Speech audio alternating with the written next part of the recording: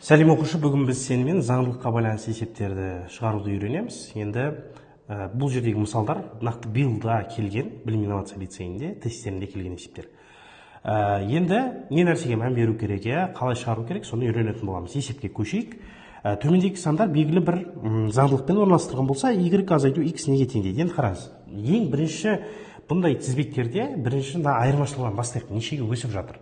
Мысалы, мұнда ол 4-ке өсіп жатыр, мұнда 8-ге өсті, мұнда 16-ға өсті. Демек, енді нешеге өседі? Яғни өсетін санымыз 2 есе өсіп жатыр. 4, 8, 16 деген 2 еселеніп жатыр. Демек, бұл 32-ге өседі.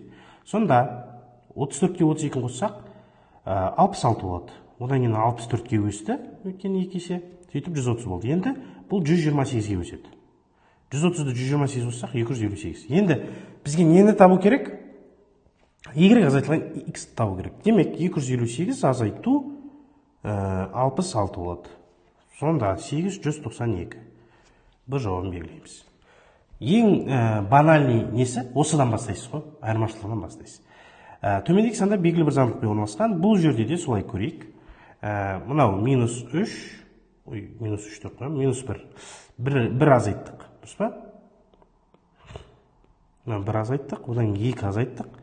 Одан 4 азайттық, неше азайттық, 8 азайттық, енді қанша азайтады? Қараңыз, мұнда азайтатын санымыз 2 еселеніп жатыр, Демек, 8-ді 2 есе үлкейтетін болсақ, 16.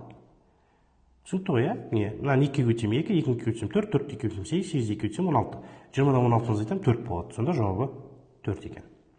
Биылдың ништан басты ерекшелігі ол жерде логикалық есептер өте көп кездеседі. Біз бұрынғы тесттердің анализ жасай отырып байқағанымыз 70-80% логикалық есептер екен. Енді сол есептер бойынша біз 20-дан аса тақырып құрастырдық. Сол тақырыптар бойынша арнайы видео курс дайындадық. Сабақтардың ұзақтығы 10-12 минут және соған байланысты тест тапсырмалары беріледі. Оны алу үшін төмендегі номерге жаза кетіңіз. Біз сіздерге жеңілдікпен ұсынамыз.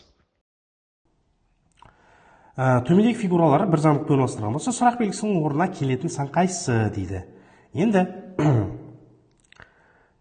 бұл жерде қандай заңдылық? Бізде заңдылықты былай іздесек болады, немесе былайынан іздесек болады, немесе былайынан іздесек те болатын сияқты.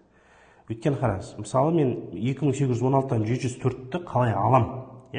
Бұл жерде бөліп көрейінші, бөлінетін сияқты да маған.